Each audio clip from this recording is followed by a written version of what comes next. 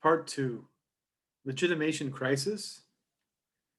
Nancy Fraser concurs with Streeck that we are witnessing a deep crisis. But whereas Streeck diagnoses the crisis as one of capitalism, Fraser's focus is centered more on the political realm proper, where she diagnoses a crisis of democracy. Fraser begins her important 2015 article, Legitimation Crisis, on the political contradictions of financialized capitalism, published in Critical Historical Studies, with the observation that the suggestion abounds that democracy's long-standing ills have passed beyond the point of amelioration to the stage of crisis. She goes on to list a series of ills plaguing contemporary democratic rule, with a particular focus on the rich countries at the core of the global capitalist world system, to which she refers to as the global north.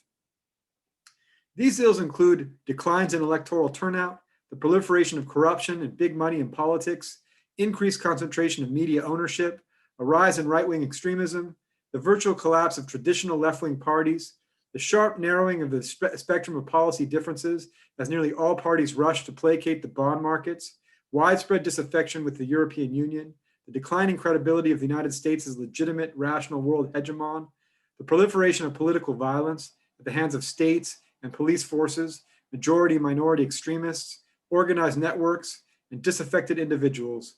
Morbid symptoms, no doubt, unmistakable signs of a hollowing out of democratic forms. Fraser proceeds to pose the question, what exactly is in crisis here? And what are the grounds and locus of the trouble?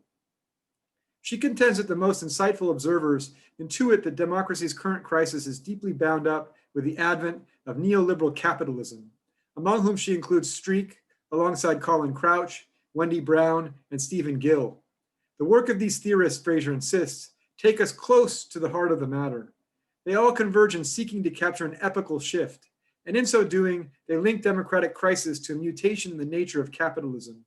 The mutation in question is the shift from the state-organized capitalism of the post-war era to the globalizing capitalism of the present, as Fraser characterizes the arguments of these observers, and it has resulted in a destabilization of political orders throughout the world, a hollowing out of public powers, and a transformation of a deformation of democratic institutions into empty shells, mere shadows of their former selves. Fraser attempts to go beyond these analyses to develop what she considers an even deeper diagnosis by interpreting the ills plaguing democracy as more or less acute expressions of the political contradictions of financialized capitalism. She makes it clear from the outset that she thinks the roots of the problem ultimately lie in capitalism itself and are not merely a feature of capitalism's current financialized form. This because, according to Fraser, every capitalist social formation harbors a deep-seated political crisis tendency or contradiction.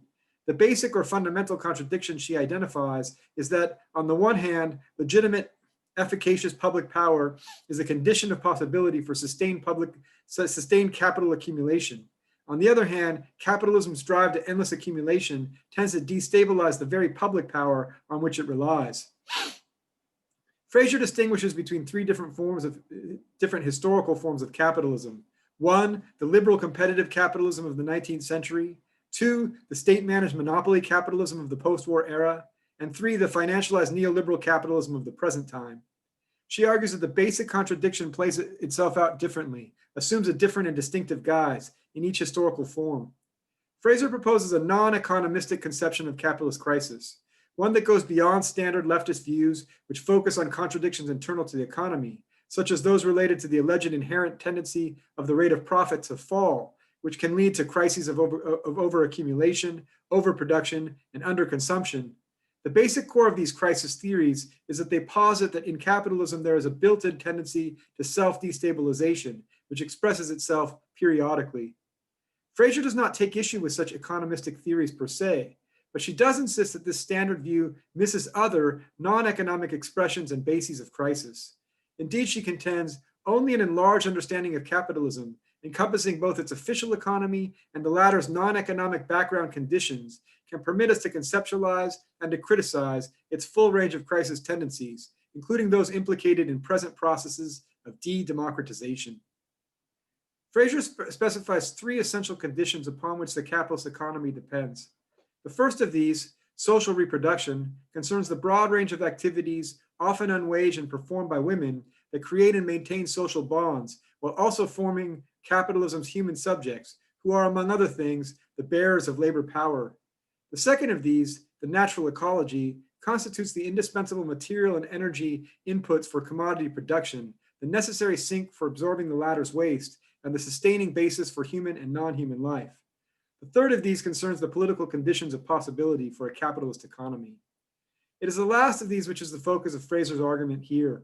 The fact that the capitalist economy, for example, depends crucially on public powers to guarantee property rights, enforce contracts, and adjudicate disputes, to suppress rebellions, maintain order, and manage dissent, and to sustain, in the language of the US Constitution, the full faith and credit of the money supply that constitutes capital's lifeblood. Moreover, according to Fraser, political preconditions are operative at both the state territorial and the geopolitical levels. In a nutshell, it is Fraser's contention that capitalist economic production is not self-sustaining, but relies on political power. And yet, the drive to limitless accumulation threatens to compromise the very public powers, both national and transnational, that capital needs. There is thus an inherent contradiction or tendency to self-destabilization at work, since the effect over time can be to destabilize the necessary political conditions of the capitalist economy. A crisis tendency that Fraser insists is located at the boundary between the economy and the polity. Analogous contradictions occur at the boundary between economy and society and at the boundary between economy and nature, corresponding to social reproductive and ecological crisis tendencies, respectively. Fraser stresses two types of potential ramifications for the political contradictions of capitalism. On the one hand, one result can be an administrative crisis in which public powers lack necessary heft to govern effectively. In this scenario, outgunned by private powers, such as large transnational corporations, public powers are blocked from making and implementing the policies needed to solve social problems, including problems that, if left unaddressed, would endanger long-term prospects for capital accumulation. On the other hand, a second result can be a legitimation crisis, in which public opinion turns against a dysfunctional system that fails to deliver. In that case, popular forces mobilize to oppose the capture and hauling out of public powers. In this case, such forces protest the subordination of polity to economy, along with its deleterious consequences for ecology and social reproduction, and therefore aim to reconfigure the relations among those constitutive features of capitalist society. Fraser refers to these kinds of struggles as boundary struggles because they seek to resolve the crisis by transforming the institutional topography of the capitalist order. And she argues that precisely this kind of legitimation crisis should be brewing today. Fraser takes these categories of administrative crisis and legitimation crisis from the work of the eminent German political philosopher Jürgen Habermas, in particular, from his path-breaking analysis of the way in which the political contradiction of capitalism developed and played out towards the end of the post-war state-managed regime of accumulation. She begins the second step of her argument by noting how her expanded view of capitalism as institutionalized order foregrounds its historical character. The boundaries between production and reproduction, human society and the natural environment, and economy and polity can and do shift. To illustrate this point, Fraser sketches the political economy boundary differences among three historical regimes of capitalist accumulation. One, a 19th century regime of liberal or competitive capitalism in which the public powers of territorial states were used to constitute the capitalist economy. Two, a 20th century regime of state-managed monopoly capitalism in which state-level public power was additionally deployed in efforts to forestall or mitigate economic crisis by disciplining capital for its own good. And three, the current regime of globalizing financialized capitalism in which state power is increasingly used to construct transnational governance structures that empower capital. Fraser provides a highly schematic summary account of the trajectory of the first two regimes of accumulation before turning to engage at some length with Habermas's 1973 book on Legitimation Crisis, which she characterizes as an extremely important but flawed effort to grapple with the political crisis of the post-war state-managed regime of accumulation, in some ways analogous to Karl Polanyi's and Hannah Arendt's monumental efforts to illuminate different dimensions of the crisis of 19th century liberal or competitive capitalism.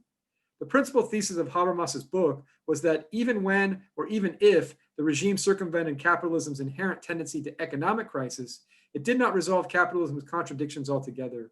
What it did instead was displace them, shifting the locus of crisis from the economy to the state, from the economic to the political field. Fraser draws on Habermas's distinction between administrative and legitimation crisis in her overview of the systemic challenges of the systemic challenge that took place in the New Left moment of the late 60s.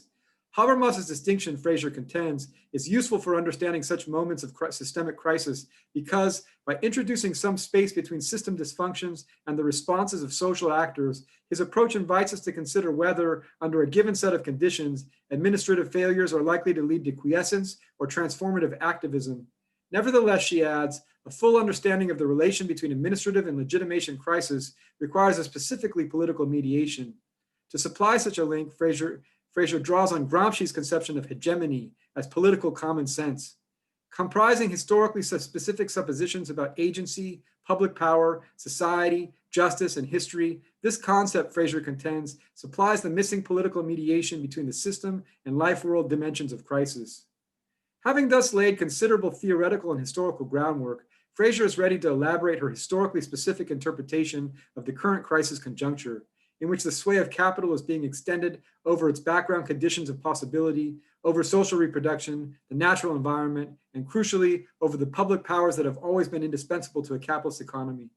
In fact, she insists, financialized capitalism has sharply altered the previous relation of economy to polity. Whereas the prior regime empowered states to subordinate the short-term interests of private firms to the long-term objective of sustained accumulation, she maintains, this one authorizes finance capital to discipline states and publics in the immediate interests of private investors. As a result, she contends, along lines very similar to Streeck, we are witnessing a growing incapacity of public powers to rein in private powers. Financialized capitalism, Fraser argues, has thus ushered in an era of governance without government, which is to say, of domination without the fig leaf of consent. In this regime, she continues, it is not states but transnational governance structures, such as the World Trade Organization, which make a growing share of the coercively enforceable rules that now govern vast swaths of social interaction throughout the world. In a word, as Stephen Gill has argued, as neoliberal norms are effectively constitutionalized through transnational agreements, the political agenda is narrowed, preempted in advance. Indeed, as Colin Crouch has also documented, political agendas are everywhere narrowed, not only by external fiat, the demands of the markets, the new constitutionalism, but also by internal co-optation, corporate capture, subcontracting, the spread of neoliberal political rationality. This state of affairs, Fraser insists, is itself self-destabilizing one. In her words, at the very least, such arrangements are primed to produce an administrative crisis as public powers become increasingly unable to deliver the results that capital and the rest of us need. And that in turn, she continues, could spark a legitimation crisis in which public opinion turns against a dysfunctional system and clamors for social transformation. There is certainly abundant evidence for the existence of an acute administrative crisis in the contemporary period.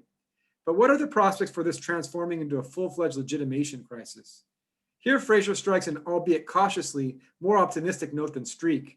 She provides an overview of the widespread and insidious ways in which neoliberal ideology has seeped in to constrict and confine the contours of common sense, including among two versions of successor movements of the New Left, which she identifies respectively as, on the one hand, identitarian strands that abandon the terrain of distributive injustice to focus one-sidedly on that of misrecognition, and on the other, unabashedly liberal strands that identify emancipation with corporate advancement, as do liberal feminisms focused on leaning in and cracking the glass ceiling. Even so, Fraser contends, neoliberal common sense is not all of a piece. To the contrary, she maintains, it harbors latent and subordinate elements that could in principle be activated in a bid for counter-hegemony. It is worth noting, however, that Fraser pins her hopes on the by now discredited parliamentary political party options of Greece's Syriza and Spain's Podemos, and makes brief mention of the by now mostly defunct Latin American Pink Tide. By contrast, she remains dismissive of more movement-based, direct democratic aspirations, such as those embodied in the Occupy movement, which she characterizes as dissipating as quickly as it erupted and leaving behind little in the way of a programmatic thinking or organizational structure. Likewise, she rather disparagingly depicts the World Social Forum as being hobbled by anarchist suspicions of organization, public power, and large-scale programmatic thinking. Fraser concludes her article with a comparison between the crisis of the post-war state-managed regime of accumulation and the contemporary crisis of financialized neoliberal capitalism. She emphasizes three main differences. First, she stresses, whereas the crisis of the 1970s was largely political in nature, today, in contrast, political crisis goes hand in hand with an overt economic crisis whose severity is apparent to all, as well as with evident crises of ecology and social reproduction. Rather than displacement, she argues, it makes more sense to speak today of the metastasization of crisis. Second, she adds, in contrast to the New Left moment, today's opposition remains dispersed and non-programmatic, and therefore allegedly largely fails to rise to the level of a comprehensive challenge to the basic structure of financialized capitalism as an institutionalized social order. As a result, to date, at least, no passage from administrative crisis to legitimation crisis has occurred. Third, also in contrast to the 1970s, by now under decades of financialized neoliberal capitalism, a sustained ideological campaign has largely succeeded in delegitimating public power and the public imagination, even as coordinated institutional assault is in the process of hollowing it out as a practical force. And here she again attacks the more movement-oriented, direct democratic forces of opposition, claiming that insofar as they remain anti-programmatic, anti-institutional, and anti-political, they symptomatize but do not confront head-on the political contradictions of financialized capitalism. Fraser's barely concealed contempt for direct democratic aspirations as embodied in movements such as Occupy and the World Social Forum reveals a distinctly nation-statist orientation and set of presuppositions about the political, indicative of her stubbornly Gramscian framework for conceptualizing a dialectical struggle between hegemonic and counter-hegemonic blocs. This is a point to which we shall return in relation to Janet Conway and Jaquit Singh's exploration of alternative models of democracy. But before we do that, let us first attempt to decenter the unabashedly Eurocentric focus of Streeck's and Fraser's crisis narratives about capitalism and democracy by focusing on the eminent post-colonial theorist Partha Chatterjee's account of the way in which the contradiction between these has played itself out in successive historical conjunctures in the context of the world's largest so-called democratic nation state, India. With that, we'll take another break.